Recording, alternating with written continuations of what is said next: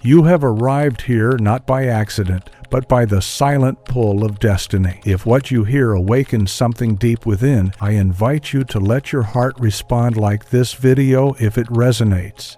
Leave a thoughtful comment sharing your journey, and subscribe so you may walk with us through more sacred teachings. This is not a marketplace of words, but a circle of light where souls gather to remember what was always theirs. There is a law, older than gold, hidden beneath the surface of time, the hidden law of money. Introduction. Money. For most, it is a shadow that dances just out of reach, a restless current that slips through their fingers as quickly as it arrives. They chase it, fear it, worship it, or resent it. Yet few ever see its true face. Tonight, beloved, you are invited into a secret chamber, an inner sanctuary where the veil is lifted and the hidden law of money reveals itself. Close your eyes, if you will, and imagine stepping into a temple of light. Its pillars are carved from crystal, its walls breathe with golden fire, and at its center rests a book, ancient, luminous, waiting. This is not a book written by human hands, but by the silent order of the universe itself. Upon its pages lies the truth. Money is not what you were taught. It is not paper, nor coin, nor digital code in a bank. Money is energy, frequency, spirit, a mirror of your inner wealth made flesh. Can you feel the shift within as these words touch you? This is no metaphor, it is reality unveiled. The river of money does not flow from governments or markets, but from the same eternal fountain that births the stars. The source, infinite and inexhaustible, pours itself through every form, and money is one of its languages. Like light breaking into colors through a prism, the one becomes many, and wealth is but one expression of the infinite. Pause with me here. Notice the thought rising in your heart. Could it be true that money responds not to effort, not to struggle, not to anxious calculation, but to alignment? Yes. This is the beginning of your awakening. For those who have eyes to see, money has always obeyed belief, imagination, and the deep frequency of being. The ancients knew it, the mystics whispered it. And now, in this moment, you remember it. Consider this: every coin, every bill, every number written in an account is born of human agreement. Agreement, beloved, is imagination crystallized. Without imagination, there is no currency. Without belief, there is no value. Money, then, is nothing but collective faith given form. And if collective imagination gives it birth, your individual imagination can call it forth. You will see in these teachings that money has never been outside you. It has always mirrored the vibration you carry within. Fear repels it. Shame blinds you to it. Grasping scatters it. But certainty, joy, and the deep knowing of abundance draws it like planets drawn into orbit. This is the hidden law of money. Not that you labor for it, but that it appears when you become the one who already has it. Take a breath, beloved. Let this truth sink like gold into your bones. You are stepping beyond the world of survival and entering the temple of creation. For what you are about to hear will not only transform your bank account, it will alter your soul's relationship with reality itself. Chapter 1. The Secret Face of Wealth. Listen closely, beloved, for the truth often hides in plain sight, veiled not by distance, but by the blindness of habit. You have been told since childhood that money is earned by toil, gained by struggle, or granted by fortune's dice. Yet deep within, a different voice whispers, a voice that has always asked, why does money seem to appear easily for some, while for others it remains a desert, no matter how hard they labor? The answer is not luck, it is law. Money, you see, wears a mask. To most, it appears as wage slips, coins exchanged, or digits glowing on a screen. But behind the mask, money is something else entirely. A living current, a sacred mirror, a spirit that bends itself to the one who knows its language. Those who only see the mask will forever chase shadows. Those who pierce the veil discover that wealth was never a chase, but an awakening. Let me tell you a story. Long ago, in a small village beneath mountains of emerald stone, there lived a potter named Elior. His hands shaped clay with patience, but his purse remained thin. Every day he rose before dawn, worked until dusk, and yet his coins barely bought bread. Meanwhile, across the road lived a merchant named Seraphim, whose stall overflowed with gold and whose tables bent beneath delicacies. Elior envied him, certain that Seraphim's fortune came from tricks or favoritism. One night, weary with despair, Elior wandered into the temple at the village's edge. There, beneath the flickering oil lamps, he met an elder priest who spoke softly. Elior, money does not come to the one who labors hardest, but to the one who labors within. You shape clay, but your mind shapes your fate. You believe you are poor, and so you pour poverty into every pot. The merchant across the street believes he is blessed, and so blessing flows into his wares. Change your inner hand, and the outer coin will follow. At first, Elior dismissed the words as riddles, but in the nights that followed, he began to imagine differently. As he molded clay, he whispered, I am wealthy. My work carries blessing. My hands shape abundance. He no longer sold pots.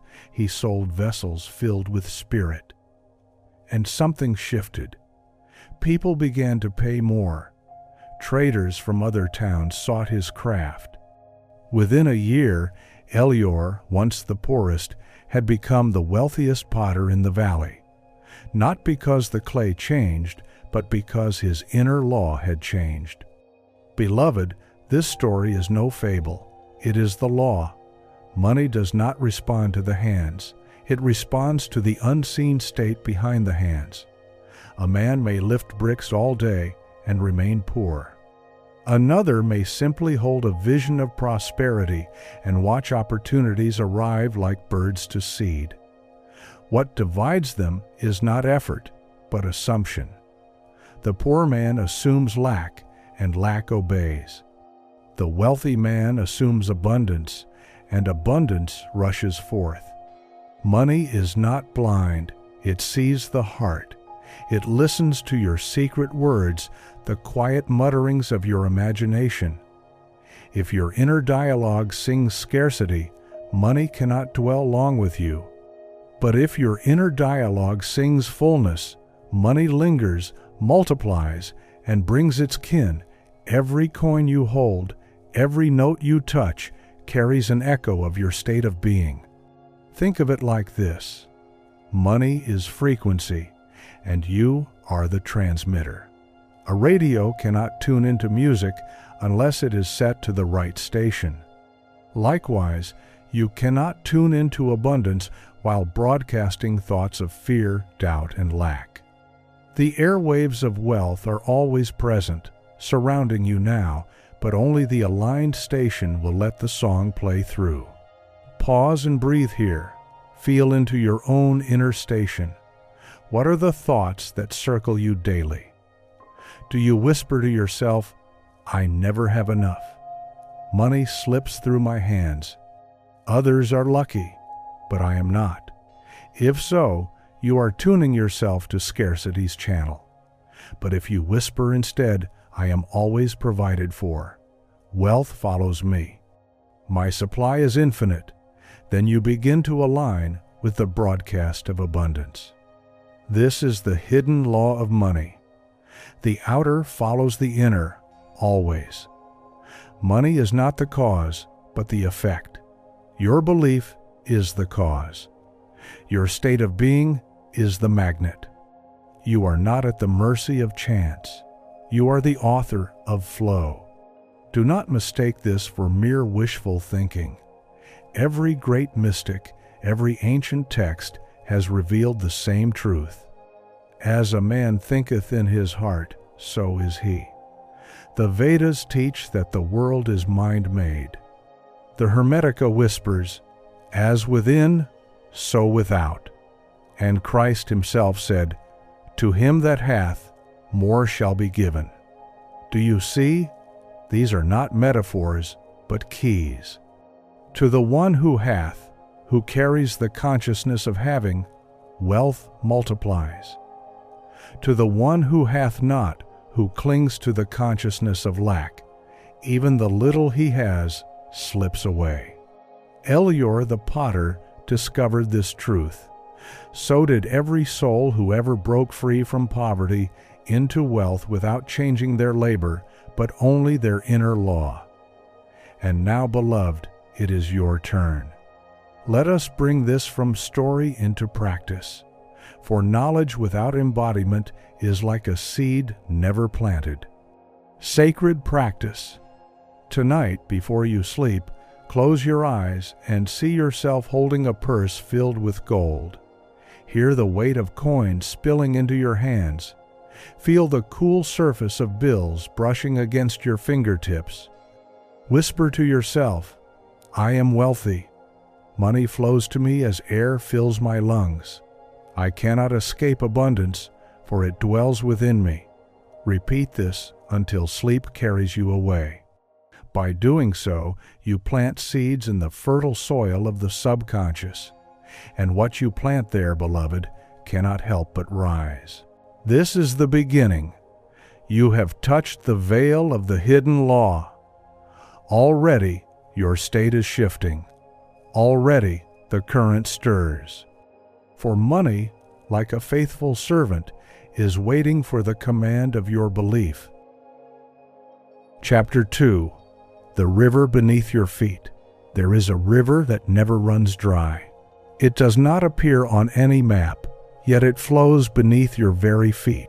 Most walk thirsty, unaware that with a single turn of consciousness they could drink endlessly from its current. This river is wealth, and it has been waiting for you. Beloved, understand this. Money is not something you chase across deserts of effort. It is not a prize dangled before the weary, nor a secret hoarded by the chosen few. Money is the river of life itself, flowing in infinite supply, awaiting only one thing, your recognition. Just as a blindfolded traveler may stumble through fertile gardens without ever tasting their fruit, so too does humanity stumble through a world overflowing with wealth, convinced that lack is truth. But the lack is not in the world. It is in perception. Let me tell you a story. In the early 1900s, there lived a woman named Clara, a widow with 3 children. She worked tirelessly as a seamstress, often stitching by candlelight, fingers raw, eyes weary. Despite her labor, rent pressed upon her like a stone, and meals grew thin. One winter evening, when despair was thick as the frost on her window, Clara overheard a traveling lecturer in the town square speak of a law of supply. Intrigued, she slipped into the back of the hall. The lecturer's voice rang clear. All the wealth you could ever need is already present in this very moment. It is not coming, it is. The only barrier between you and it is the blindness of disbelief. Lift the veil, and the river flows. These words burned in Clara's chest. That night, for the first time, she stopped her prayers of desperation and instead began to see. She imagined herself surrounded by abundance, fabrics stacked high, customers knocking at her door, children well fed and laughing. She whispered to herself, "The river flows for me.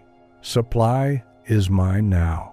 At first, nothing seemed to change. Yet within weeks, something uncanny happened. A local shopkeeper, impressed by her work, offered her a permanent contract. A wealthy family requested her to sew dresses for a wedding. Bit by bit, her life transformed. Not because she worked harder, she had always worked hard, but because her state had shifted. She tapped into the river that was always flowing, and it answered her recognition. Beloved, wealth was never absent from Clara's life. It only awaited her permission to be seen. The river was always there, and so it is with you. Think of the air you breathe. Do you toil to pull oxygen into your lungs? Do you fight to deserve each breath?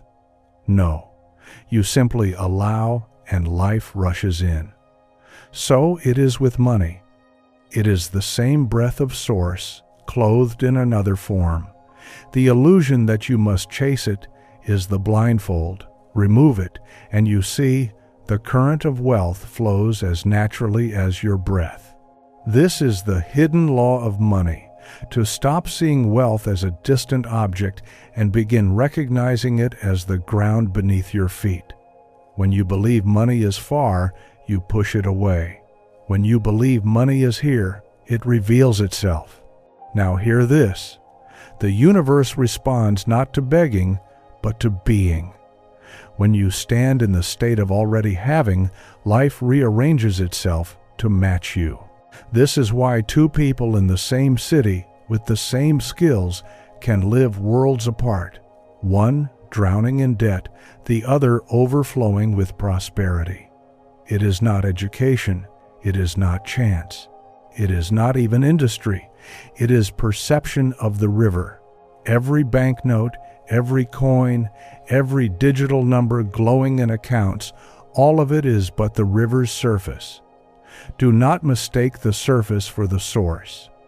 The source is invisible, inexhaustible, eternal. And when you align inwardly with abundance, the outer must provide a channel for its expression. That channel may come as new work, unexpected gifts, inspired ideas, or mysterious coincidences. But never doubt this: the source is not the channel, and the channel is not the source. The river flows through countless forms, but it is never bound to anyone. Consider this truth in your own life. Perhaps you have worried about a lost job, a declining business, a delayed payment. You believed the channel was the source. But if one channel closes, another opens, for the river itself can never close. Supply is infinite. The law is eternal. Let us bring this into practice. For truth without embodiment is like water in a painting, beautiful but undrinkable. Sacred practice. Sit quietly now, close your eyes, and imagine standing beside a wide, luminous river. Its waters shimmer with gold and silver, flowing endlessly. Feel yourself reach down, scoop the waters into your hands, and watch them transform into money, jewels, and blessings. Whisper aloud, "This river flows for me. It never runs dry. I am one with its supply." Repeat until your body tingles with certainty. Then rise from this vision and carry that frequency into your day. When a bill arrives, smile, for the river covers it. When doubt whispers, remind yourself, the river beneath my feet never ends. Beloved, wealth is not waiting in some far horizon. It is flowing here, now, as close as your breath. You do not need to chase it, only to recognize it. Chapter 3. The Gold Hidden in Belief. There is a secret alchemy at work in your life. Gold does not appear because you labor endlessly, nor because fate tosses you a coin from above. Gold appears because you believe. Belief, beloved, is the true philosopher's stone. It turns thought into treasure, vision into reality, emptiness into overflowing supply. Consider this: every empire that ever rose, every fortune ever built, every currency ever minted, began first as belief. Before a coin was struck, before paper bore the mark of a treasury, a group of minds agreed, "This has value." And because they believed it, it became so. Belief created money, and belief still governs its flow. Yet most walk unaware of this alchemy. They treat money as if it were stronger than they are, as if its laws were fixed and distant. They bow before it, beg for it, fear its departure. But those who awaken to the hidden law know the reverse is true. Money bows to belief. Let me tell you the story of Julian, a teacher in a city of stone. He lived modestly, his pockets rarely full, though his heart burned with dreams of travel. Year after year, he told himself, "I am a poor man. Teachers never prosper. Wealth is for others, not for me." These words, quiet as they seemed, forged invisible chains. His salary stayed small. His expenses grew. The world reflected his inner decree. One day, however, while wandering the library, Julian discovered an old manuscript. Within its faded pages, he read, "Man is not poor because of conditions, but because of conviction. Believe poverty, and you summon it. Believe abundance, and gold bends to you." The words struck him like thunder. Could it be that his poverty was not destiny, but belief? That night he stared into the candle's flame and whispered a new story. "I am wealthy. I am chosen.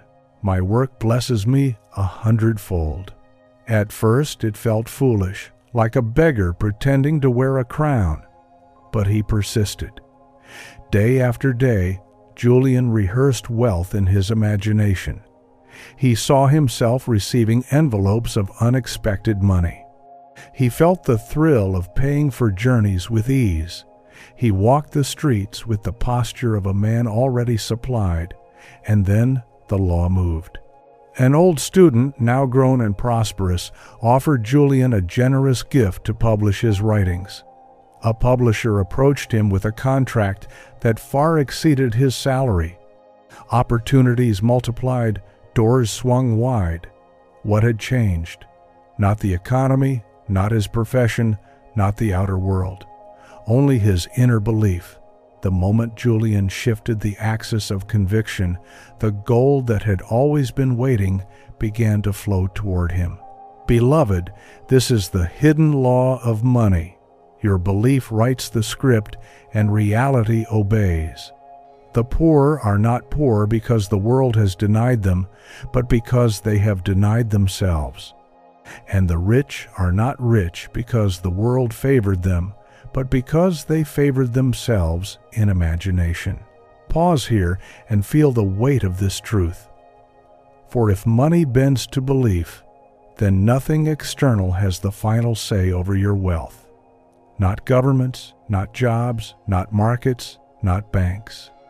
You stand as the sovereign alchemist, the master of value, the silent author of flow. To change your world, you must first change your creed. Ask yourself now, what do I secretly believe about money? Do you carry hidden scripts? I am always behind. Money runs out too fast. I was not born lucky. Others are blessed, not me. These beliefs, though quiet, are the true architects of lack. They summon reality to match their tone. But you are free, beloved, to rewrite them, to inscribe new decrees on the tablet of your heart, to declare with authority, "Money loves me, wealth follows me, I cannot lack, for I walk in the abundance of source." Think of belief as a seed. The soil of the universe does not discriminate. It grows whatever you plant. If you bury seeds of fear, weeds of debt appear. If you bury seeds of certainty, orchards of prosperity bloom. The soil does not judge, it only multiplies what you place within it. Therefore, guard your belief, for it is the true currency of creation. This is why every sage, prophet, and mystic spoke in parables of faith. Christ said, "According to your faith, be it unto you." The Hermetic law whispers, "Mind is the builder." And even the modern mystics of finance admit, confidence moves markets. Do you see? Beloved, faith, belief, assumption. These are the hands that mold gold itself. And so the question becomes, will you continue to believe in lack, or will you dare to believe in abundance? To believe lack is to worship shadows. To believe abundance is to awaken the river of life. Now let us practice. For knowledge without practice is like sunlight seen through glass, bright but untouching. Sacred practice. Find a quiet place tonight. Sit with a single coin or bill in your hand. Close your eyes and whisper. This is not paper. This is belief clothed in form. As I believe, so it multiplies. Then, imagine that the coin glows with light, expanding, duplicating, filling your hands with more and more until your palms overflow. Feel the certainty that this vision is not fantasy, but the true law unfolding. End by declaring aloud, I believe in abundance, therefore I am abundant. Carry the coin with you as a talisman of belief. Each time you see it, remember, money follows belief, and belief is yours to command. Beloved, the alchemy of gold is not hidden in vaults or banks. It lies within your conviction. Shift your belief, and the kingdom of wealth answers without delay. For money has always obeyed its true master, the state of being you dare to occupy. Chapter 4. The Invisible Architecture of Wealth. There is an invisible architecture surrounding you. You cannot see it with your eyes, yet it shapes every coin in your purse, every bill upon your table, every figure in your accounts. It is the architecture of thought, the blueprint of belief, the silent scaffolding of imagination. Money is not built in vaults or mints. It is built here, in the unseen corridors of the mind. Beloved, pause and ask yourself, who built the house you now live in? A builder, yes. But before the builder laid a single stone, an architect dreamed it. The structure was first a vision, drawn in ink, traced in thought. Without that invisible plan, no walls could rise. So too with your wealth. Every dollar that appears, every fortune that grows, begins as a sketch in the unseen. If you do not build your architecture with intention, life will construct for you at random, and you will wonder why the walls of lack surround you. Let me tell you a story. In a bustling port city, there lived a man named Rahim, a sailor's son. His father had died poor, and Rahim inherited not wealth, but a belief. We are destined to struggle. Money is for others, not for us. He worked at the docks, carrying crates until his back ached, yet each night he returned to an empty table. He believed this was his fate. One evening, while resting against a piling, Rahim overheard an old mystic speaking to a group of sailors. Fortune is not given to men by storms or seas. It is given by the image they hold of themselves. Change the image, and you change the tide. These words haunted him. That night, Rahim closed his eyes and imagined a new self. no longer the poor dockhand, but a captain, commanding a ship, trading goods, returning with riches. Night after night, he rehearsed this vision, though by day nothing seemed to change. Yet slowly, circumstances began to bend. An opportunity arose to join a voyage as assistant to a merchant. On that voyage he proved his worth and was offered partnership. Within years, Rahim became captain of his own vessel, his name spoken with respect in every port. The dockhand did not become wealthy by chance. He became wealthy because he rebuilt his architecture. He laid new foundations in thought, and the outer world could not help but obey. Beloved, you are no different. The invisible house of your wealth stands now in the mind. If its walls are built of fear, its ceiling of shame, its doors locked with doubt, then lack will dwell within it. But if its walls are built of certainty, its ceiling of joy, its doors open with faith, then wealth will flow like light through windows flung wide. This is the hidden law of money. You are always building. Every thought is a brick. Every assumption is mortar. Every belief is a beam. The question is not whether you are constructing. The question is what you are constructing. The poor often imagine they are victims of chance, but their architecture reveals the truth. They have designed lack, though unknowingly, and life has followed their design with precision. The wealthy, whether consciously or unconsciously, have drawn plans of abundance, and so abundance has risen around them. Do you see, beloved? Life does not argue. It only builds according to the plans submitted. And what of you? What plans have you been drafting? What silent blueprint have you carried in your chest? Perhaps you have said to yourself, "Money is hard to come by. I am always behind. Fortune is not for me." These words are not harmless. They are instructions to the unseen builder, and the builder is faithful. It will always construct what you decree. But here is the glory. You may redraw the plans at any time. You may tear down the old blueprint and sketch a new one. You may declare, "I am always provided for. Money flows easily to me. I live in a house of abundance." And the builder will obey, slowly at first perhaps, but then with power. The structure of your wealth will shift. Think of imagination as the drafting table of eternity. What you sketch there, even lightly, even playfully, begins to solidify. The world is but the scaffolding erected around your inner drawings. If you want more, you must first see more. The scriptures echo this truth. Write the vision and make it plain, that he may run who reads it. Do you hear? Even the ancients knew the vision precedes the form. As a man thinketh, so is he. The Hermetic law repeats, the all is mind, the universe is mental. Beloved, this is no philosophy.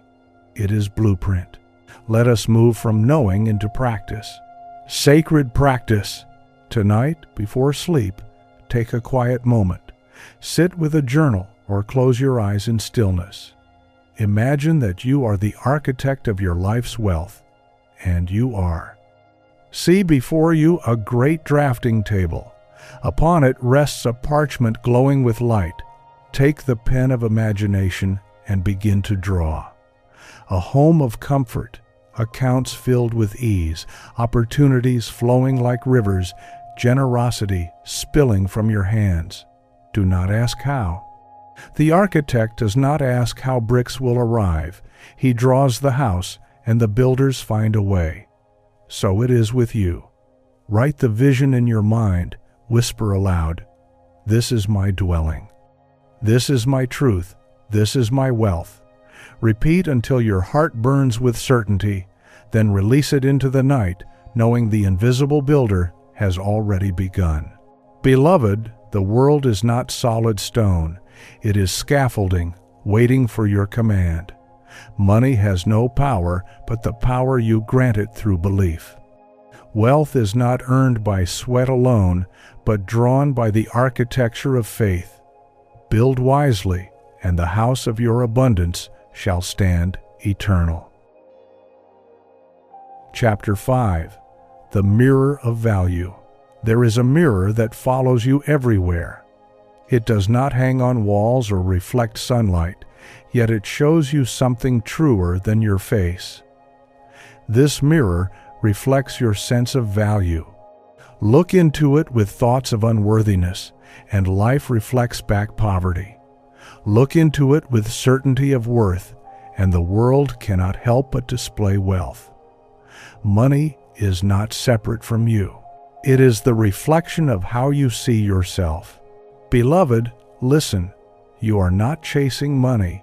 You are chasing your own reflection. If you do not feel valuable, you will never feel wealthy, no matter how much money comes. And if you know your worth in the marrow of your being, wealth will follow you like a shadow, even if you begin with nothing. Let me tell you the story of Naomi, a young woman born into a family of scarcity. Her parents spoke often of how money doesn't grow on trees and we must make do with little. She carried these phrases like stones in her chest. When she grew older, Naomi worked long hours in a shop, but her pay was meager, and each time she asked for more, she shrank with guilt, feeling unworthy to receive. The mirror reflected her own hidden belief. I am not valuable enough to deserve more. One afternoon, weary from her shift, Naomi wandered into an art gallery. She gazed at a canvas covered in bold strokes of color, seemingly random, chaotic. To her surprise, the painting was priced higher than she could earn in months. Astonished, she asked the curator, "Why does this cost so much?" The curator smiled. "Because the artist valued it so. The world only ever agrees with the price we place upon ourselves." End quote. Those words pierced her heart. That night, Naomi stood before her own reflection and whispered, "I am the artist of my life. I have undervalued myself for too long. From this day, I declare my worth." Slowly, she began to act differently. She spoke with confidence. She requested better pay. She started a side venture using her talents, charging more than she once dared. And the mirror answered. Within a year, her income tripled, not because the world had changed, but because she finally looked into the mirror of value and saw herself as priceless. Beloved, money is only a reflection. The bills in your wallet, the numbers on your screen, the treasures in your home, they all mirror your inner sense of worth. If you secretly feel undeserving, money will slip through your hands. If you feel abundant, even a single coin will multiply into more. The mirror cannot lie, it only reflects. Consider this. When a diamond and a pebble lie side by side, the earth itself makes no distinction. They are both stones. But it is humanity's perception of value that gives one its priceless worth and leaves the other unnoticed. And so it is with you. If you see yourself as ordinary, the world will treat you as such. If you see yourself as rare, luminous, filled with divine value, the world will bend to affirm it. This is the hidden law of money. Money does not measure you. You measure yourself, and money responds. How many times have you dismissed a dream because you felt unworthy? How often have you refused opportunities, not because they were absent, but because you secretly believed, that is for others, not me? These quiet denials shape the mirror. They dim your reflection, and money withdraws accordingly. But beloved, the truth is this. You were born worthy. You were born valuable. Before you lifted a finger, Before you earned a coin, your worth was sealed by the infinite. No circumstance can diminish it. Wealth, then, is not something you earn to prove your value. Wealth is something that responds when you recognize your value. The recognition must come first. Without it, money is a torment. Riches gathered but never enjoyed, accounts filled but never enough. With recognition, even the smallest coin glows with abundance, for you know it is only a reflection of the infinite wealth you already carry inside. The scriptures echo this. Consider the lilies, how they grow. They toil not, neither do they spin. Yet Solomon in all his glory was not arrayed like one of these. Do you see? The lily does not strive for value. Its worth is intrinsic, and creation clothes it in beauty. So too with you. The universe longs to clothe you in abundance the moment you know yourself worthy of it. Beloved, you are the diamond, not the pebble. The world will price you as you price yourself. Lift your sense of worth, and the mirror must reflect it in coin, in opportunity, in prosperity. Now let us move into practice, so that the truth becomes flesh in you. Sacred practice. Stand before a mirror tonight. Look into your own eyes. See not the tired face, not the flaws or lines, but the spark of divinity glowing behind them. Place your hand over your heart and say aloud, I am valuable beyond measure. I am worthy of wealth. Money reflects my worth, and my worth is infinite. Repeat until your chest warms with recognition, until the words feel less like affirmations and more like the deepest truth. Carry this knowing into your day. When you walk, walk as one priceless. When you speak, speak as one worthy. When you hold a coin, see it as the mirror of your divine value. Beloved, the mirror cannot lie. When you know your worth, the world will not resist you. Money will come not as something chased, but as something drawn, as surely as reflections meet the gaze of the one who looks. Chapter 6. The Currency of Imagination. There is a currency greater than gold, more enduring than paper, more fluid than numbers in a glowing account. It is imagination. Long before a coin is struck, long before wealth is measured in ledgers, it is imagined. The bridges of fortune, the palaces of abundance, the rivers of prosperity, all first appeared in the invisible workshop of imagination. Beloved, money is not the true currency of this world. Imagination is. For money is only imagination crystallized, hardened into symbol, clothed in form. To ignore imagination is to abandon the very mint from which all fortune is struck. Let me tell you a story. There once lived a boy named Matteo in the streets of Florence during the Renaissance. His family was poor, his shoes worn, his stomach often empty. While others despaired, Matteo wandered the piazzas, gazing at the great cathedrals rising stone by stone. He asked the builders how such marvels were made. They told him, "A man first imagined it. Without the vision, there is no cathedral." Those words ignited something in his chest. At night, as his family slept on straw, Matteo closed his eyes and entered a world of his own design. He imagined feasts upon tables, gardens blooming with roses, halls filled with music.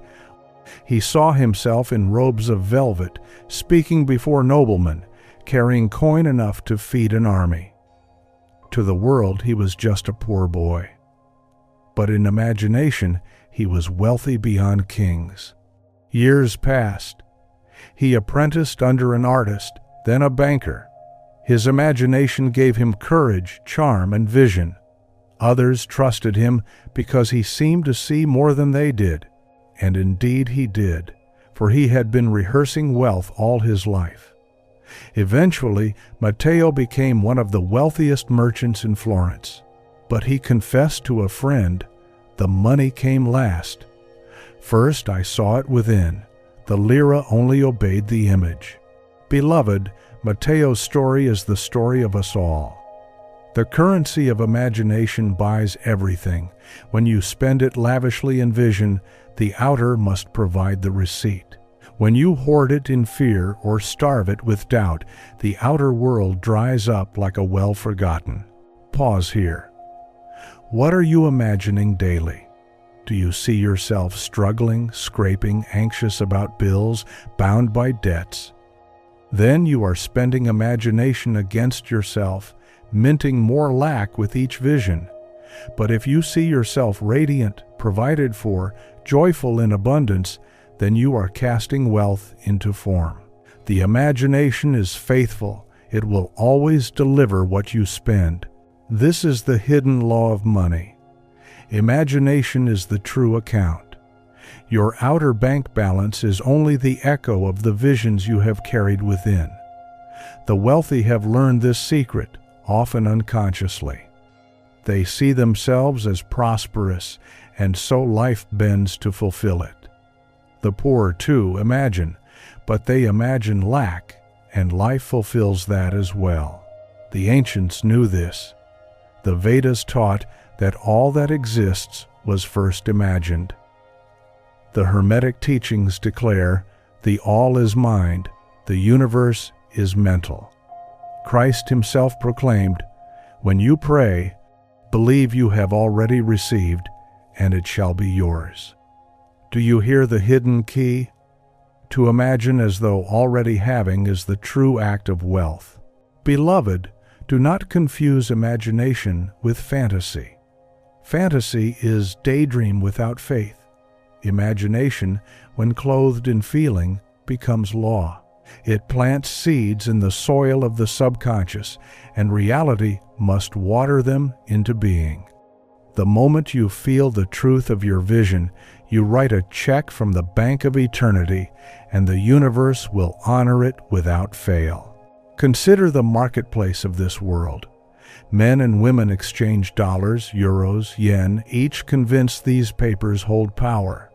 But behind them lies a deeper trade, the constant exchange of imagination. One believes in collapse and markets fall. Another believes in rise and fortunes swell. Nations move not by numbers alone, but by the collective vision of minds.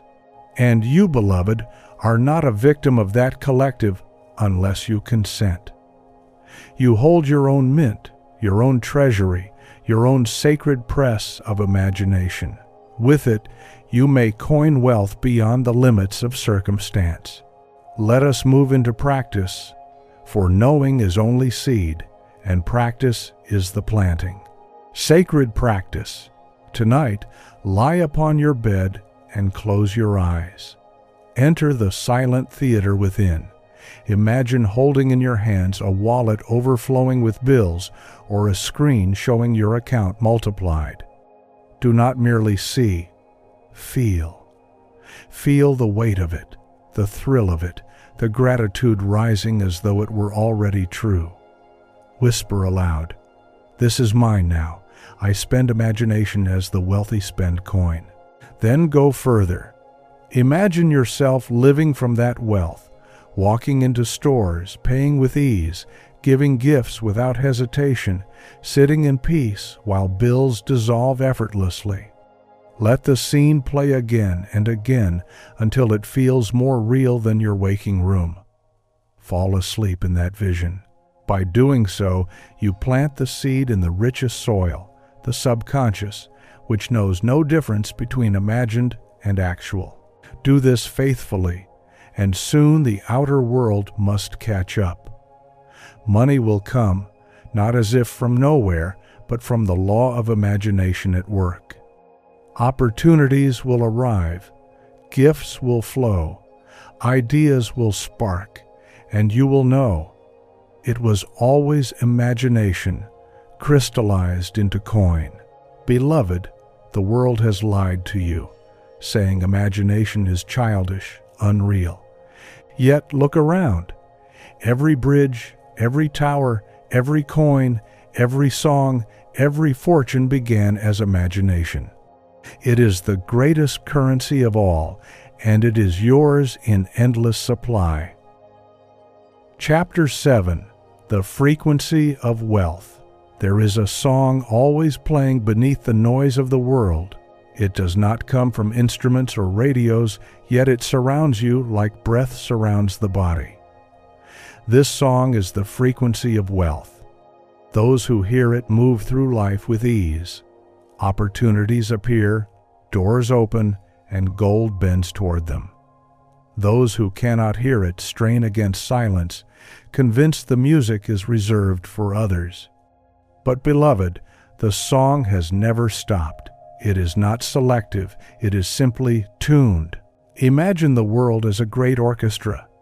Each life is an instrument, each thought a note, each belief a chord. Money, like music, moves toward harmony. If you play in tune with abundance, the current carries you.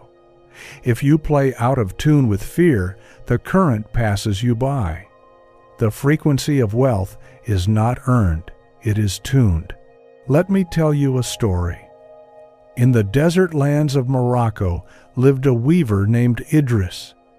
He worked with patient hands, yet no matter how finely he spun his fabrics, he struggled to sell them.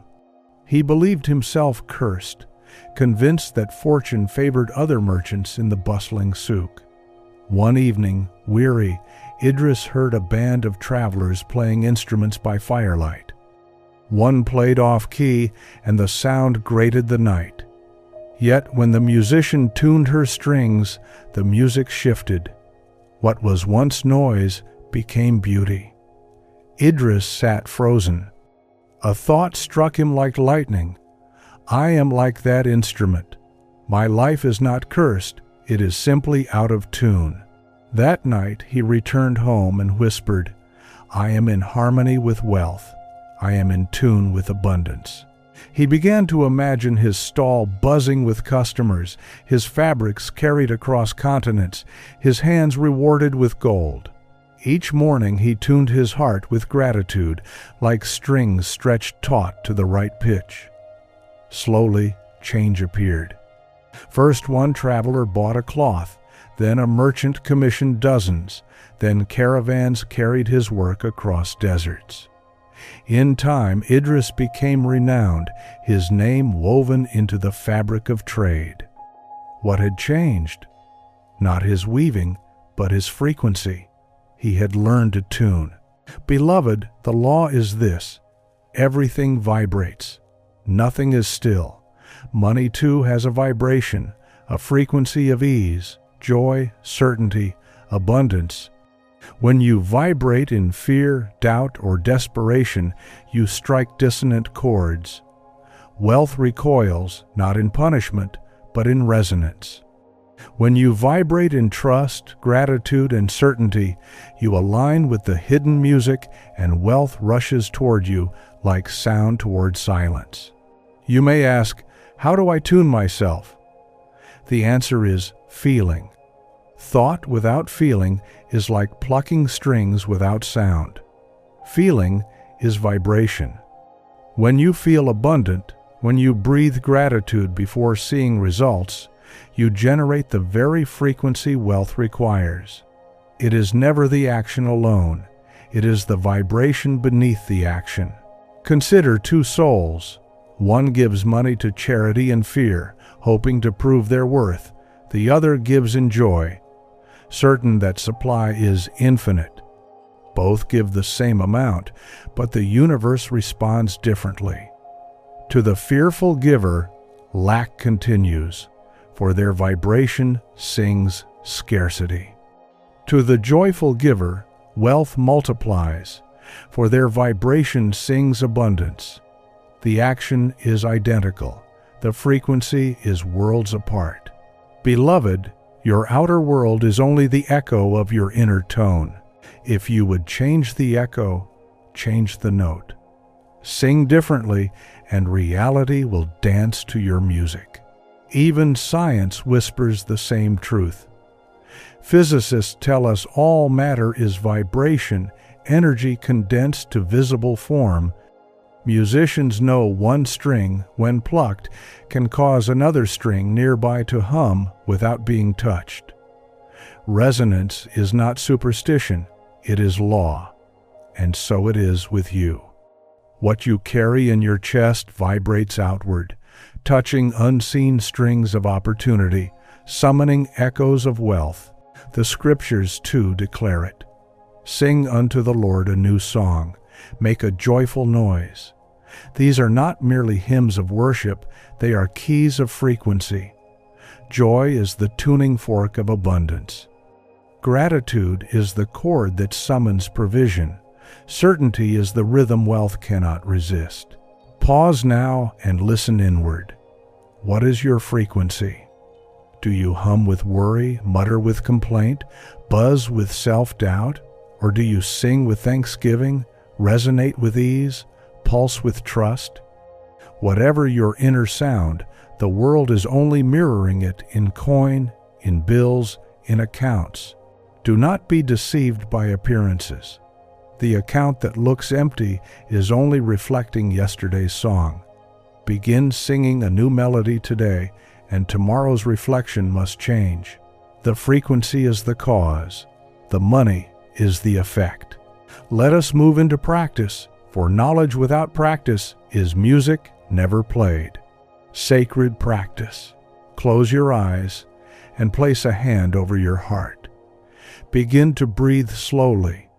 With each inhale, imagine pulling in golden light. With each exhale, imagine releasing fear.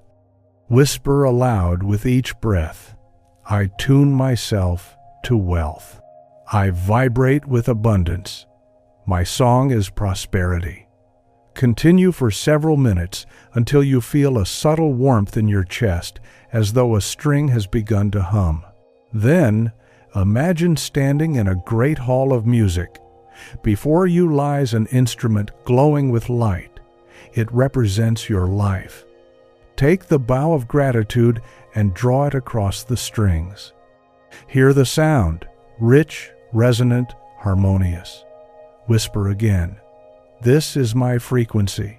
Wealth comes to me because I sing its song. Fall asleep tonight with this hum in your chest and know the world is already tuning itself to match you. Beloved, you were never broken. You were only out of tune. And the moment you return to the frequency of wealth, the music of life will swell around you, carrying opportunities, abundance, and provision, like instruments joining your song. Chapter 8. The Gate of Gratitude. There is a gate that stands before every treasure. It is not locked with iron nor guarded by armies, yet most pass it by without entering. The name of this gate is gratitude. Without it, abundance remains hidden like gold beneath stone. With it, wealth reveals itself, pouring through as if it had been waiting for your knock. Beloved, gratitude is not a courtesy. It is a frequency, a law, a magnet. To be grateful is to tune your soul to the rhythm of receiving. When you give thanks for what is, even before it multiplies, you declare, I have, therefore I am. And the law responds, to him that hath, more shall be given. Let me tell you a story. In a village by the sea lived a fisherman named Cale. His nets often returned half empty, and he cursed the waters as stingy, the gods as cruel. Each night he dragged himself home, bitter, exhausted, angry at the world's unfairness. One evening, as the sun melted into the horizon, Cale met an old woman carrying a basket of shells. She smiled at him and said, Why do you scowl, fisherman? You are surrounded by abundance. He laughed bitterly. Abundance? My nets are empty, my children hungry. She placed a shell in his palm. This is abundance. The sea gave it freely. Give thanks, and the sea will hear you."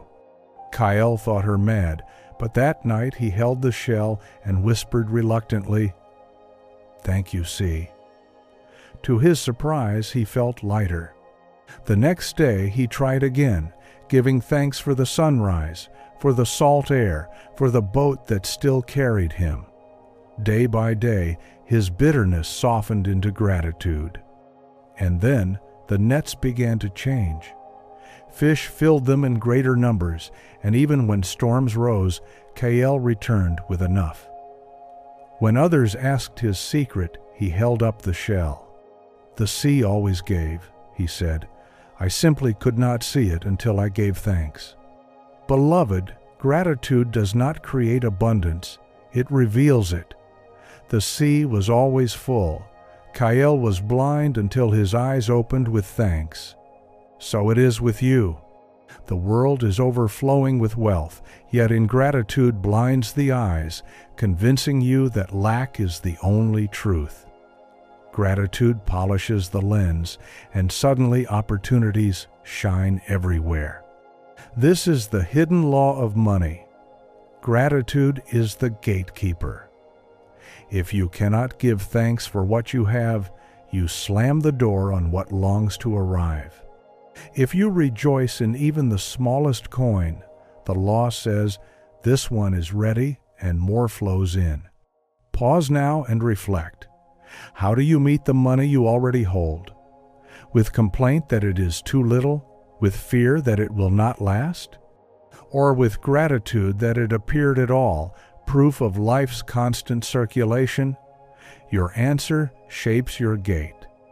Complaint is rust. Fear is a chain. Gratitude is the key that opens it wide. Even science whispers the power of gratitude. Studies show it rewires the brain, increases resilience, expands perception. But the mystics knew it long before. The Psalms sing, "Enter his gates with thanksgiving." The Hermetica declares, "Gratitude is the path to union with the All." The Vedas teach that he who honors what he has multiplies what he receives. Three voices, one truth. Gratitude is the gate. Perhaps you have thought, "I will be grateful when abundance arrives." Beloved, hear me gently. That is like saying, "I will plant seeds when fruit grows." The order is reversed. Gratitude is the planting. Abundance is the harvest. You must bless the small before it becomes great. You must give thanks for the seed before it becomes the orchard. Consider the child who receives a gift. If she beams with joy, the giver delights to give again. If she scowls, declaring it too small, the giver withdraws. So it is with life. Gratitude is your joy before the giver, and the giver multiplies joy in return. Do not mistake gratitude for passivity. It does not mean settling for little. It means celebrating the little as evidence of the much. Gratitude does not chain you to the present, it opens the present into future. To give thanks for the coin is to call forth the kingdom it belongs to. Let us move into practice, for practice is the breath of knowing. Sacred practice. Tonight, take a coin, a bill, or even a small object of value. Hold it in your hand and whisper aloud, "I am grateful for this. This is proof that I am supplied. This is evidence that wealth flows to me." Feel warmth rise in your chest. Then imagine this single coin multiplying, filling your palm, spilling onto the floor. Whisper again, "I am grateful for the flow. I cannot count my blessings, for they overflow." Before sleep, list 3 things, however small, for which you are thankful. It may be a meal, a kind word, the breath in your lungs. As you drift into dreams, let gratitude sing like a lullaby. In doing so, you tune yourself to the frequency of abundance, and the gate swings wide.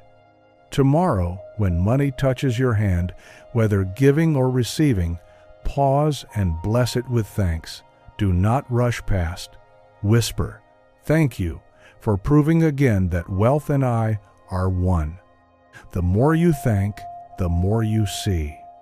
The more you see, the more arrives. Beloved, gratitude is not a ritual to perform. It is a state to inhabit. It is the music of the wealthy heart, the fragrance of the open soul, the golden key that unlocks every door. Stand before the gate, give thanks, and walk through. Chapter 9. The Shadow of Fear and the Light of Trust. There is a shadow that follows every coin. It is not carved into the metal nor printed on the paper, but it clings to it all the same. This shadow is fear. Fear that money will not come, fear that it will leave, fear that it is never enough. Fear is the silent thief of abundance. For when you fear, you worship lack, and what you worship, you multiply. Beloved, the world is ruled not by kings, but by the silent beliefs of hearts. Fear is a decree written in trembling ink. I do not have, I will not have, I cannot keep. And the universe, faithful servant that it is, obeys. Trust, however, is another decree entirely. Trust whispers, I am supplied, I will be supplied, I cannot lack. And the universe rushes to prove it true. Let me tell you a story. In the countryside of India lived a farmer named Anand. He planted fields of rice, but each year, before harvest, fear gnawed at him. He worried about storms, pests, theft. At night, he walked his fields with a lantern, guarding against shadows. Yet, despite his vigilance, each harvest seemed smaller. His heart sank, and his fear deepened. One day, an old sage visited the village. Seeing Anand's furrowed brow, he asked, "Why do you walk at night?" Anand sighed, "To protect my harvest. If I do not watch it, I will lose it." The sage laughed gently. Your fear is the thief, not the shadows. Trust is the true guard of wealth. Plant once in faith and harvest twice in peace. Anand was skeptical, but that season he tried. Each night, instead of walking the fields, he sat at his hearth, closed his eyes, and whispered, I trust. My harvest is safe. My supply is certain. At first the habit of fear returned, but he persisted. When the season ended, to his astonishment, the harvest was greater than any before. The crops were fuller, and he felt lighter, free of the burden he had carried for years. Anand had discovered the truth. Fear withers, trust multiplies. Beloved, money responds the same way. Fear shrinks it, trust multiplies it. Not because the paper changes, but because the frequency does. Fear vibrates as scarcity, pushing money away. Trust vibrates as certainty, drawing money in. Pause here. Feel your own relationship with money. Do you guard it with anxiety? Do you dread the bills, the debts, the obligations? Do you hold money as though it were a bird that might fly away? This is fear, and fear, unhealed, becomes prophecy. But when you shift into trust, money becomes like breath. It leaves, it returns, it sustains. You do not panic when you exhale, wondering if air will ever return. You trust the inhale will follow. That is how money longs to move through you. This is the hidden law of money. Fear is famine, trust is harvest. The scriptures echo this eternal truth. Perfect love casts out fear. The Hermetic principle declares, vibration responds to the dominant state. And the Bhagavad Gita whispers, "Abandon all fear, and you will know abundance." 3 voices, 1 law. Trust is wealth. Fear imagines loss and creates it. Trust imagines provision and summons it. The difference between poverty and prosperity is not always effort, nor opportunity, nor inheritance. Often, it is simply which decree you allow to rule your heart. Beloved, wealth is not a castle built by worry. It is a garden watered by trust. Worry builds walls so high that money cannot enter. Trust opens gates so wide that wealth flows in freely. Think of the birds of the air. They do not store coins, yet they are fed. Think of the lilies of the field. They do not labor in fear, yet they are clothed in splendor. Are you not more than these? The moment you trust, you align with the rhythm of the universe, and the rhythm is generosity. Let us bring this from knowledge into embodiment. Sacred practice.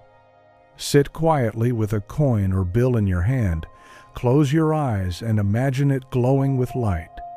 Feel any fear you carry about money rise to the surface. Fear of not enough, fear of loss, fear of failure. Whisper aloud, "I release this fear. I no longer worship lack." Inhale deeply, and as you exhale, imagine fear leaving your body like smoke.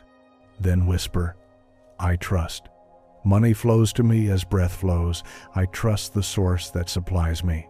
I cannot lack, for abundance is my nature." Feel warmth flood your chest, a deep ease in your belly. Hold the coin or bill up and bless it.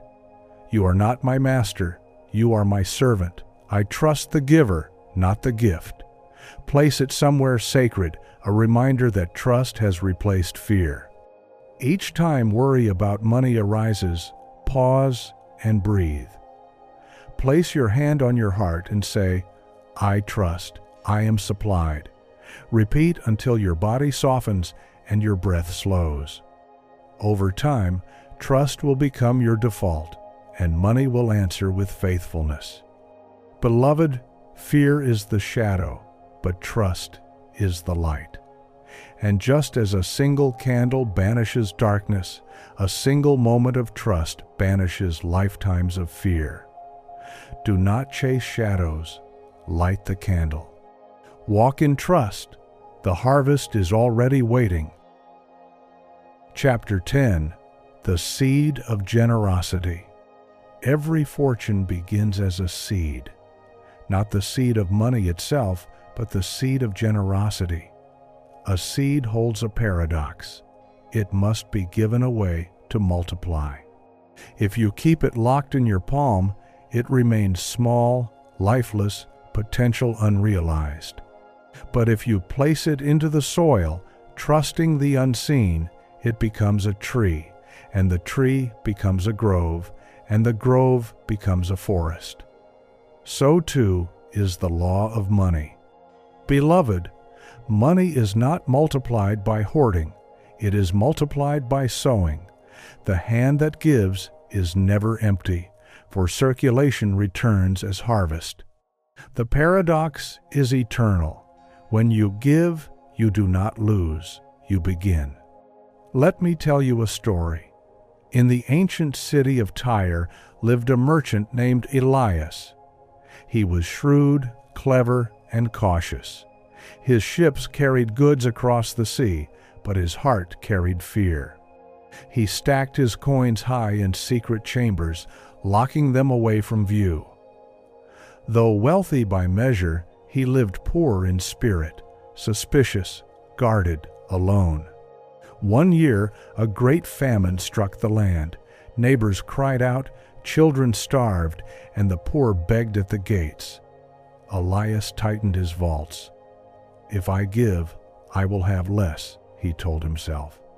But nearby lived a widow, Amara, who had little but a handful of grain. She baked bread and gave half to those who knocked at her door. Her neighbors thought her foolish. But each morning, when she opened her cupboard, more grain appeared. Word spread of her generosity, and strangers came not just for food, but to offer her work, gifts, and protection. By the famine's end, Amara was richer in supply and in spirit than Elias, whose coins had grown heavy with dust. When asked how she never ran out, she smiled and said, "I planted my grain in the soil of others, and the harvest returned to me." He buried his in stone, and the stone bore nothing. Beloved, do you see? Money is seed. If it is sown in generosity, it multiplies. If it is buried in fear, it dies. This is the hidden law of money. Generosity is expansion. To the open hand, more is given. To the clenched fist, even what it holds decays. Perhaps you have been taught to fear giving, told that generosity is for the rich, that you must wait until you have enough. But the law is the reverse. You give not because you have much, but because giving makes much. To give from little is to declare, "I am not bound by little." To give from much is to declare, "I am boundless."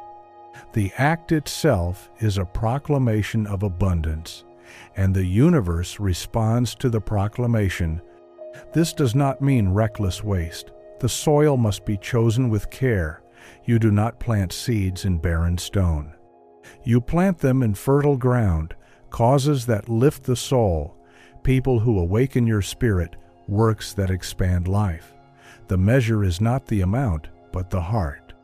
A coin given in joy plants a greater tree than a chest given in fear. Think of the farmer. He does not clutch his seeds, weeping, "If I throw these into the earth, I will lose them." He throws them with trust, knowing the soil multiplies what the hand releases. So it is with you. Money is multiplied not by clutching, but by sowing. The Scriptures echo this eternal rhythm. Give, and it shall be given unto you. The Bhagavad Gita teaches, "He who gives in faith, with pure heart, receives abundance unending." The Hermetica whispers, "What you release returns," magnified by law. 3 voices, 1 truth. Generosity is the root of wealth. Pause and reflect. How do you treat the money that leaves you? With fear? With complaint? With bitterness? Or with joy? Knowing you are planting, the way you release determines the harvest. If you give grudgingly, the soil withers. If you give joyfully, the soil blooms. Let us move into practice, for practice is the rain that makes the seed sprout. Sacred practice. Tonight, take a small amount of money, a coin, a bill, whatever feels right. Hold it in your hand and whisper, "This is seed. I plant it with joy. I trust the harvest to return multiplied." Then give it to a person in need, to a cause that stirs your soul, or even to a stranger as an anonymous blessing. Do not give from guilt or pressure, but from joy. As you release it, imagine the coin falling into luminous soil. See it sprout roots, see a tree rise, see branches heavy with fruit. Whisper again, "What I give multiplies. I cannot lack, for generosity is my wealth." For the next 7 days, practice small acts of generosity. They need not always be money. It could be time, attention, a kind word, a meal. Each act is seed. Each seed activates the law. Keep a journal of what returns, not just in money, but in favor, opportunities, unexpected blessings. Soon you will see, the soil never forgets a seed. Beloved, money is not meant to be buried in fear. It is meant to be planted in love. The miser grows poor in spirit, even if vaults are full. The generous grow rich in both, even if they begin with little. For the law is certain, what you give is what you live. Sow scarcity, reap scarcity, sow abundance, reap abundance.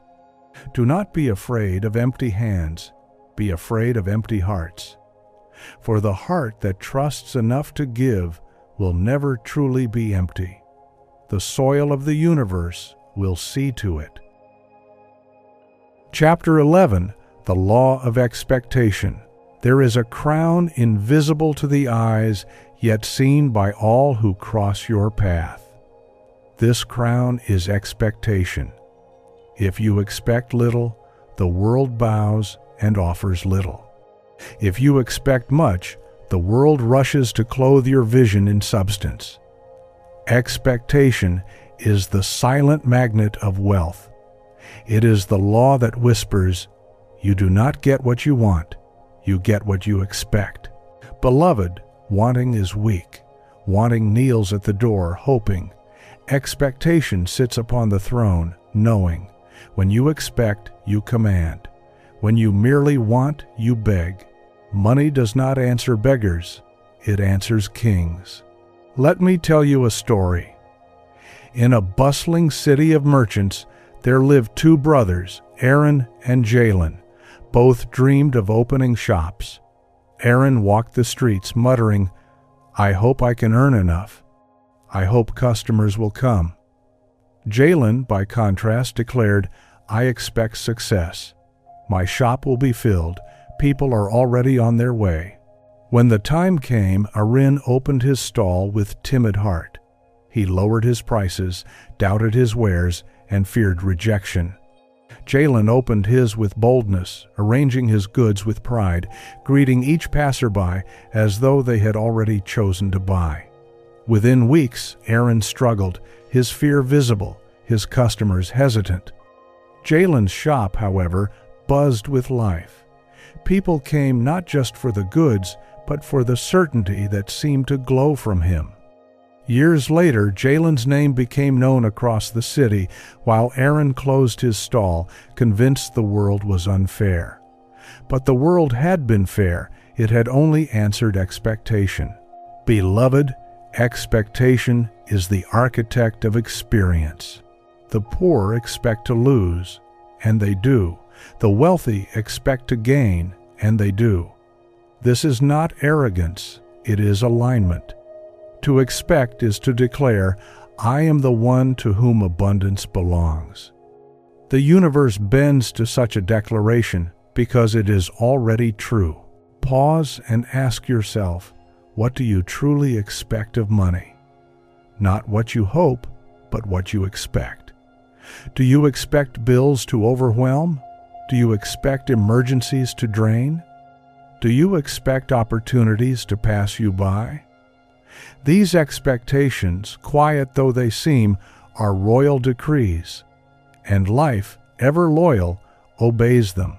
Expectation is not loud, it is not frantic, it is quiet knowing. Consider the sunrise.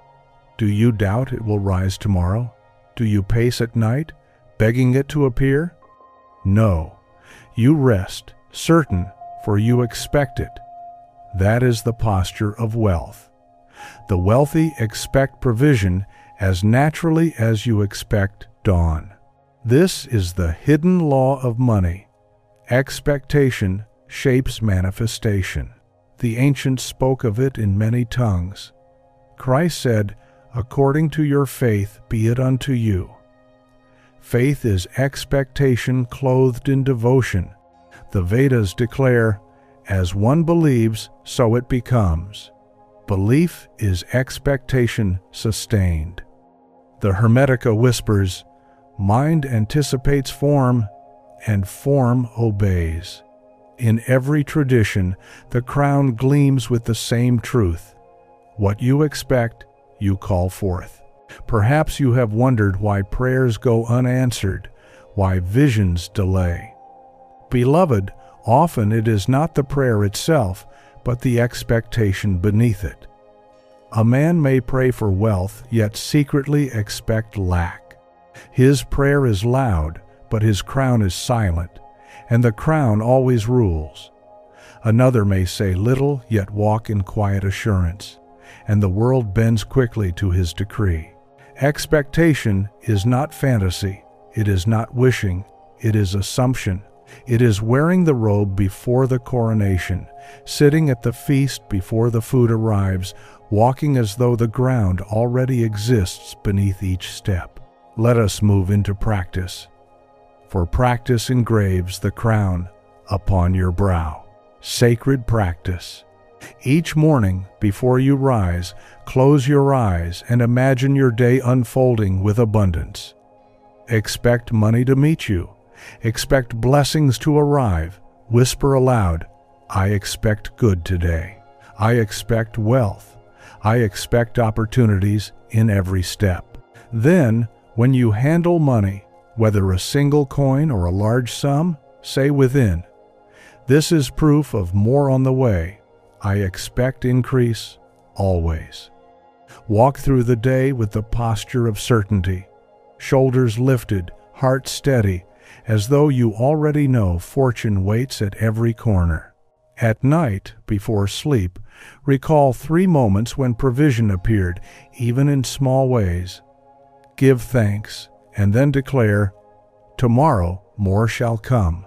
I expect it, and so it is. Fall asleep wearing the crown of expectation, and let your dreams be feasts of abundance already yours. Beloved, the world does not answer to hope alone.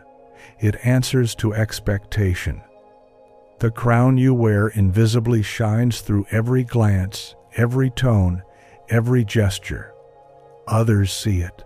Life sees it. Money sees it, and it obeys.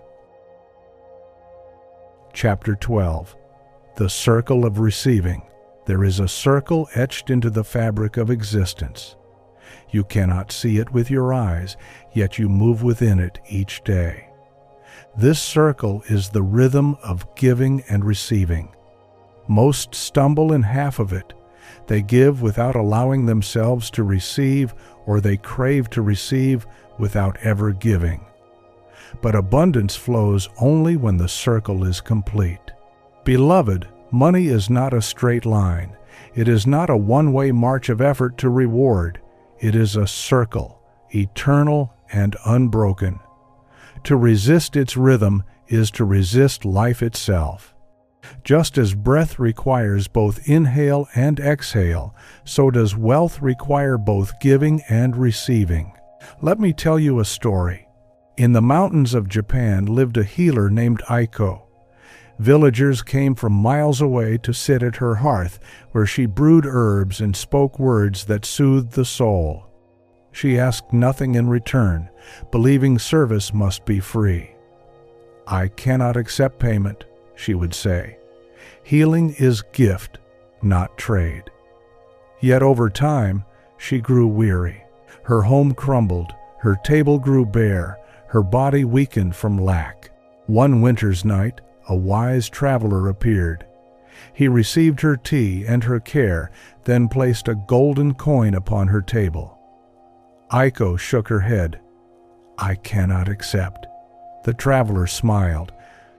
Then you have broken the circle. You give, but you refuse to receive. How then will life give back to you?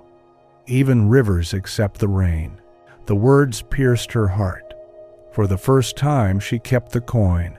Slowly she began to receive what others longed to offer. She allowed gifts, payment, blessings, and as she did, her home was restored, her health returned, and her service expanded. The circle was whole again. Beloved, hear this truth. Refusing to receive is not humility. It is fear disguised as virtue. The law cannot multiply what you refuse to accept. If you deny receiving, you deny the flow. The circle collapses. This is the hidden law of money, to give with joy and to receive with joy. Pause and reflect. How do you respond when someone offers you a gift, a compliment, a blessing? Do you shrink deflect, dismiss? Oh, I can't accept this. Oh, it's nothing. Oh, you shouldn't have. These small words block great rivers, for the universe speaks through people, through gifts, through opportunities. When you refuse them, you refuse the source. To receive is not greed. It is agreement. It is saying yes to the law that longs to fill your hands. Just as the ocean does not apologize for receiving rivers, so you must not apologize for receiving wealth. Consider the child who receives a gift with sparkling eyes, clapping hands, laughter spilling like light. What does the giver feel? Joy, desire to give again. So too does life respond to your open-hearted receiving.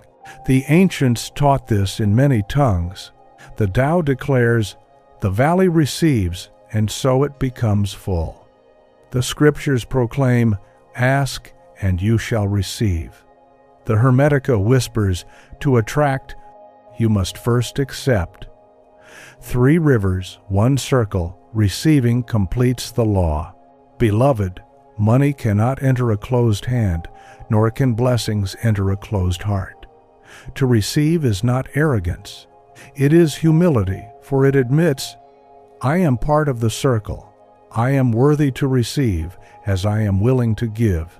Let us move into practice, so the circle may be complete in you. Sacred practice. Tonight, sit in stillness.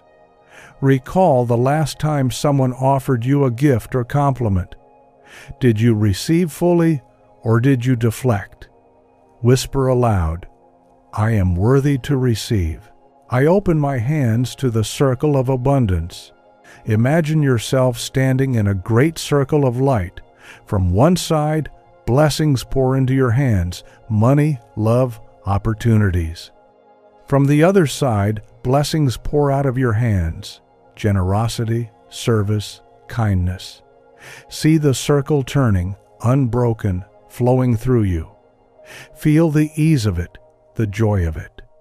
Whisper again, I give with joy, I receive with joy. The circle is whole in me. Tomorrow, when someone offers you even a small kindness, a compliment, a favor, a coin, practice receiving fully. Smile, look them in the eyes, and simply say, thank you. Nothing more. Let the gift land in your heart. Train yourself to accept with grace. For each time you receive, you signal to the universe, I am ready, I am worthy, I am open. Beloved, money is not just earned, it is received. And to receive is not selfish, it is sacred. The circle cannot turn without it. Complete the circle, and wealth will flow in rhythms you cannot contain. Chapter 13. The Throne of Self-Concept. There is a throne within you, and upon it sits the ruler of your financial world. That ruler is not fate, not fortune, not the economy. It is your self-concept. However you see yourself, however you name yourself, the world rushes to obey. Money does not answer effort first, it answers identity. Beloved, you will never rise above the image you hold of yourself. If you see yourself as poor, you will walk in poverty, even if wealth knocks at your door. If you see yourself as wealthy, opportunities will bend to affirm your crown. The throne is never empty. Either lack sits upon it, or abundance does. You decide the ruler. Let me tell you a story. In the streets of Cairo lived a boy named Samir. He shined shoes for coins, head bent, shoulders low, certain he was invisible.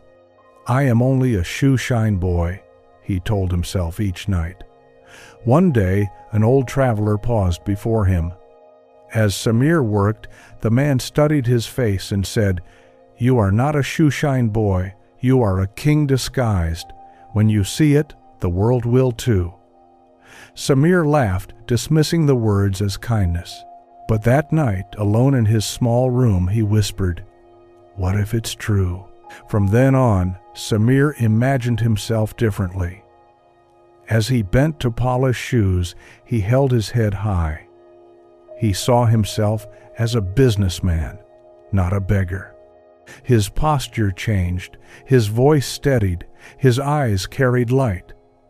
Soon, customers trusted him with more than shoes.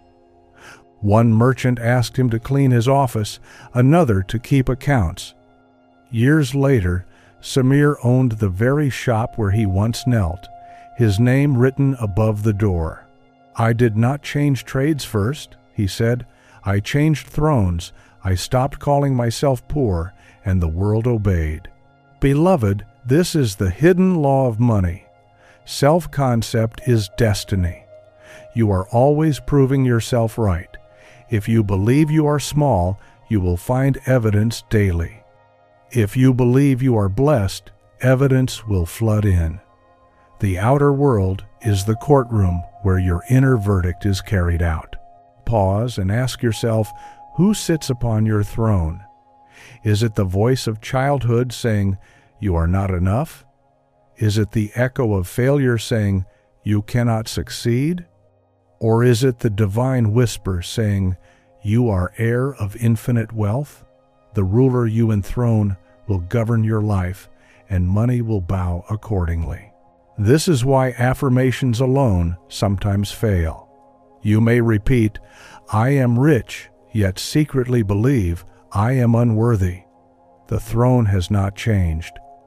Words without identity are like soldiers without a king, aimless, powerless. But when identity shifts, when you know yourself as wealthy, your words carry authority. Consider this.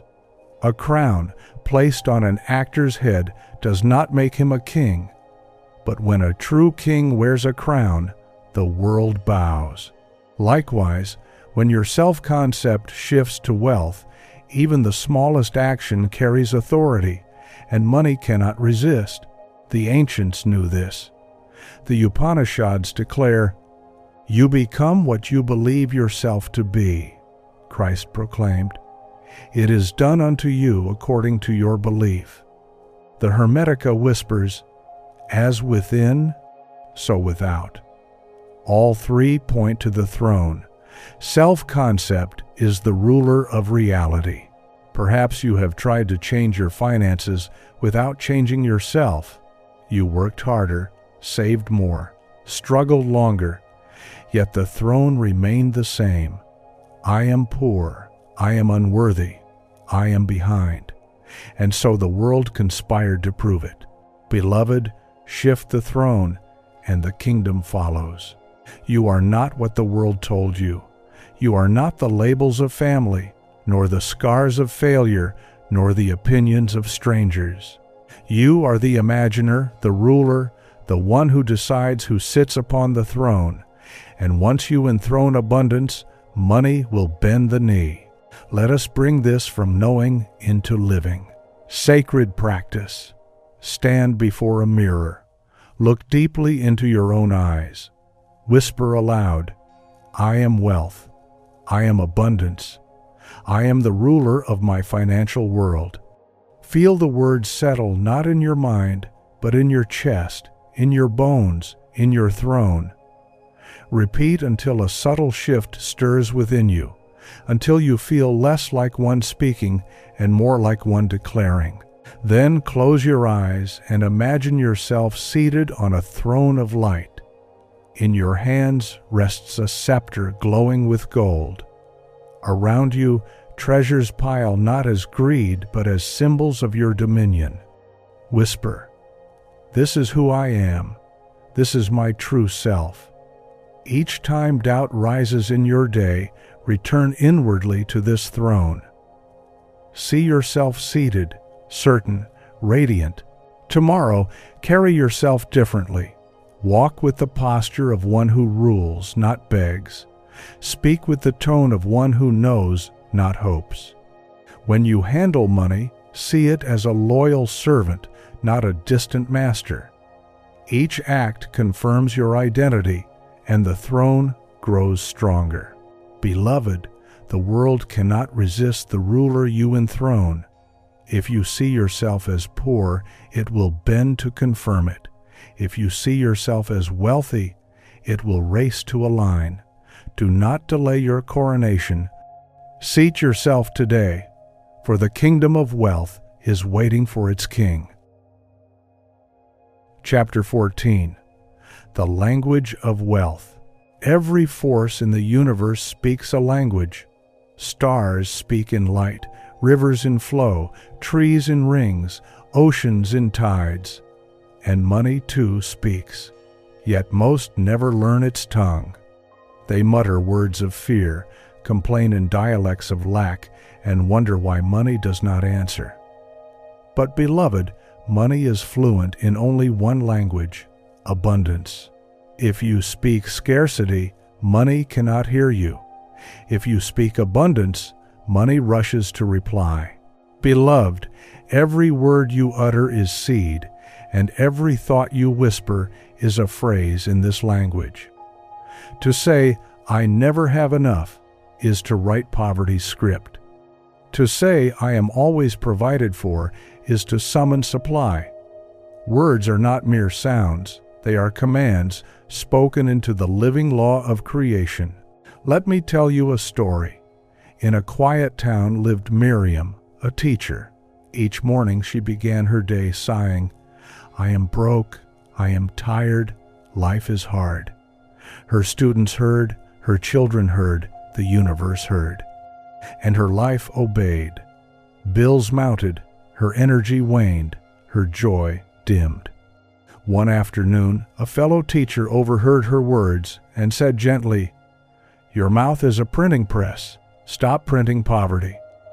Miriam frowned. "But I only speak the truth." Her friend smiled. "No, you speak the future. Speak differently and watch the truth follow." Skeptical but weary of struggle, Miriam tried. She replaced her words with, "I am rich in opportunities. Money finds me with ease. My strength renews each morning." At first, the phrases felt like lies, but she spoke them daily, faithfully. Weeks passed, and small shifts appeared. An unexpected refund arrived. A parent offered her a paid tutoring job. Her health improved. Her energy grew. Within a year, her finances and life were transformed. Later, she confessed, "I did not change jobs first. I changed language. My words became wealth." Beloved, this is the hidden law of money. Your tongue is a key. Speak lack, and you lock the gate. Speak abundance, and you open it wide. Pause here and listen to your daily speech. How often do you say, "I can't afford this. Money doesn't come to me. Life is expensive"? Each phrase is a chain, invisible yet heavy. Now imagine instead saying, "I am always supplied. Wealth flows with ease. I can afford my dreams." Each phrase is a key, invisible yet golden. This is not denial, it is alignment. You are not lying when you speak abundance. You are speaking the deeper truth, the truth beneath appearances, the truth the universe longs to confirm. The ancients taught this. The Proverbs declare, "Life and death are in the power of the tongue." The Vedas proclaim, "Speech is the seed of creation." The Hermetica whispers, "Word is vibration clothed in sound. What you speak, you summon." 3 voices, 1 language, speak life, and life answers. Beloved, money does not speak in despair. It does not understand complaint. It hears gratitude, joy, certainty. It hears thank you and multiplies. It hears I am blessed and rushes closer. To complain is to speak in static. To affirm is to speak in harmony. Which language will you choose? Now let us move into practice, for practice gives tongue to truth. Sacred practice. Take 3 statements of lack you often repeat. Perhaps, "I can't afford this," or "I never have enough," or money is hard. Write them on paper, then cross them out boldly. Beside each, write its opposite. I can afford what I desire. I always have more than enough. Money is easy and natural. Whisper these aloud until your body softens, until your heart warms with recognition. Then, throughout your day, catch yourself in speech. When you begin to complain, pause and shift. Replace I can't with I can. Replace I never with I always. Replace life is hard with life is generous. Speak not what you fear, but what you choose. Before sleep, whisper, I speak the language of wealth. Every word I utter is abundance. My tongue is a river, and it carries gold. Fall asleep with this on your lips, and the law will bend to your sound. Beloved, you are the author of your financial script. Do not write tragedy with your words. Write abundance. Speak as one already blessed, and money will learn your language and answer with joy. Chapter 15. The Invisible Contract. Every soul carries a contract, unseen yet binding. It is not written on parchment, nor signed with ink, but it governs your relationship with money. This contract is the set of beliefs, vows, and inner agreements you have made with yourself about wealth. Some contracts are signed in abundance. I am worthy. I am provided for. Money flows easily to me. Others are signed in poverty. I must struggle. I never have enough. Money is dangerous. Whether conscious or unconscious, your contract shapes your fortune. Beloved, the universe is always faithful to your agreements. If you vow scarcity, scarcity obeys. If you vow abundance, abundance rushes forth. The world does not betray you. It fulfills your contract. Let me tell you a story. In the Highlands of Scotland lived a craftsman named Ewan.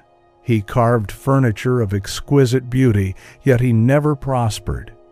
Each time he was offered a high price, he insisted, I cannot accept. I am only a simple man. Neighbors praised his skill, but his purse stayed light. One winter evening, while mending a chair, his daughter asked, Father, why do you always refuse more? He sighed, because wealth corrupts. My father taught me so. I have promised myself never to be greedy. She looked at him with innocent eyes. But isn't it greedy to refuse the abundance God offers? His hands froze.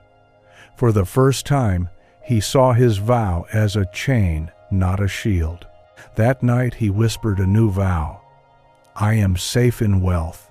Abundance blesses me and all who touch my hands. Slowly his world shifted. Customers paid gladly. Commissions grew. Within years he was known not as the poor craftsman, but as the master artisan. His contract had changed, and life honored it. Beloved, this is the hidden law of money. Your inner agreements are the laws life obeys. Pause and ask yourself, what vows have you written unknowingly?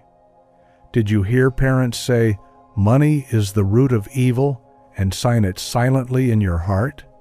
Did you swear, I'll never be like the greedy rich, and in doing so, exile yourself from wealth? Did you decide, I must struggle to be worthy, and bind yourself to endless labor? These are contracts. They do not expire until you tear them. But here is the glory. Contracts can be rewritten. You are not condemned to live by vows you did not choose. You may annul them, declare them void, and inscribe new ones in the ink of imagination. The universe is not cruel, it is faithful. Change the contract, and life will fulfill the new terms. This is why affirmations sometimes feel hollow. If beneath them lies a deeper vow of lack, the contract overrules. But when you dissolve the old vow and write a new one, words gain power and reality bends quickly. The ancients spoke of this in parables. The Hebrews spoke of covenant, an agreement that bound heaven and earth. The Vedas taught of Sankalpa, a solemn resolve shaping destiny. The Hermetica declared, "As you decree within, so must the outer conform." 3 traditions, 1 truth. Inner contracts govern outer wealth. Perhaps you have struggled, not because money is absent, but because an old vow is still in force. Beloved, tonight you may tear it. Tonight you may write anew. Let us move into practice so that your contract may align with abundance. Sacred practice. Sit quietly with paper and pen. Write down every belief you hold about money. Be honest. Do not censor. Write phrases like, "Money is hard. I don't deserve wealth. Rich people are selfish. I always struggle. It never lasts." These are fragments of your old contract. When finished, read them aloud, then tear the paper. Whisper, "I annul these vows. They no longer rule me." Next, take a fresh sheet. Write a new contract. Write with boldness, "I am worthy of wealth. Money is my ally.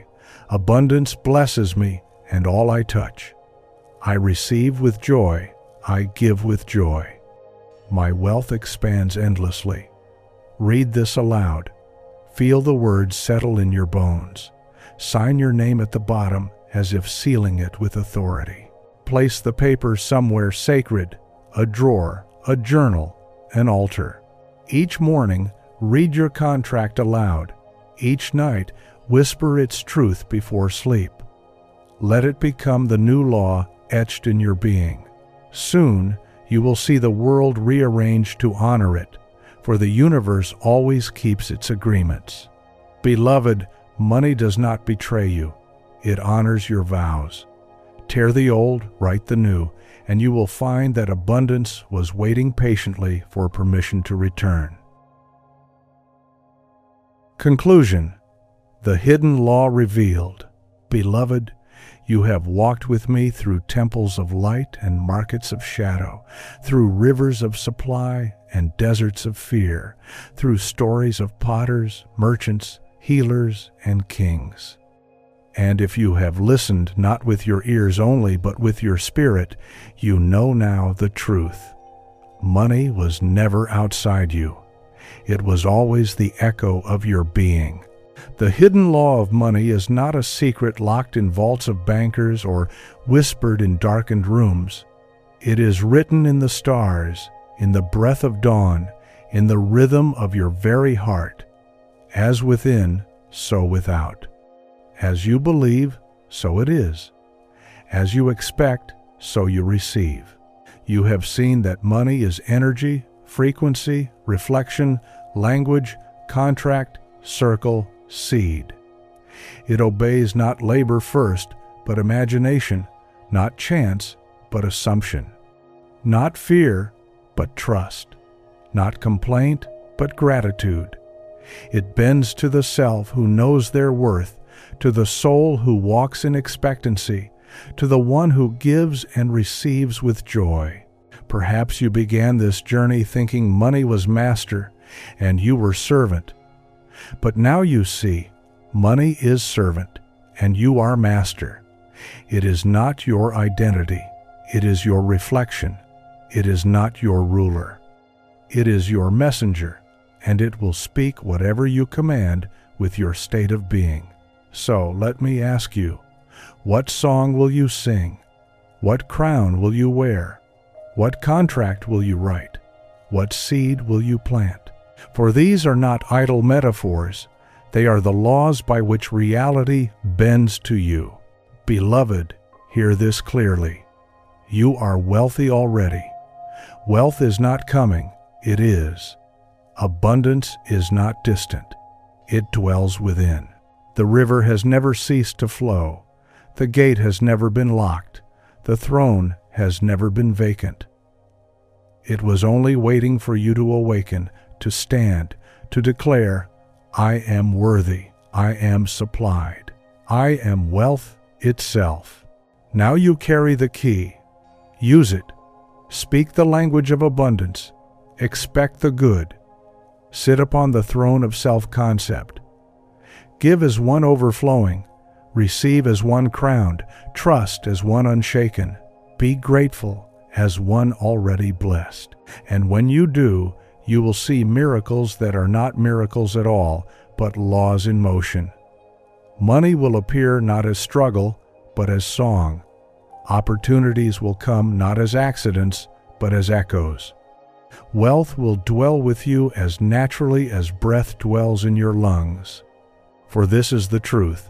The hidden law of money is not hidden anymore. It is alive in you. So, rise now, beloved one. Step into the circle of abundance that has always surrounded you. Live as wealth, breathe as wealth, speak as wealth. For when you do, the universe will bow, and money, faithful servant that it is, will obey. Final call. If this journey stirred something within you, if light broke through and the law awakened in your heart, I invite you to stay with us.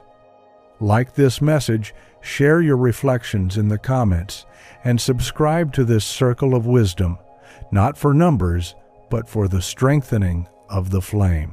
Together, we walk as heirs of abundance, co-creators of a world where wealth flows not from fear, but from love. Beloved, remember, you are not searching for money. You are discovering yourself. And when you know who you are, abundance can never leave you. The hidden law is no longer hidden. It lives in you. Walk in it. Live in it. Be it.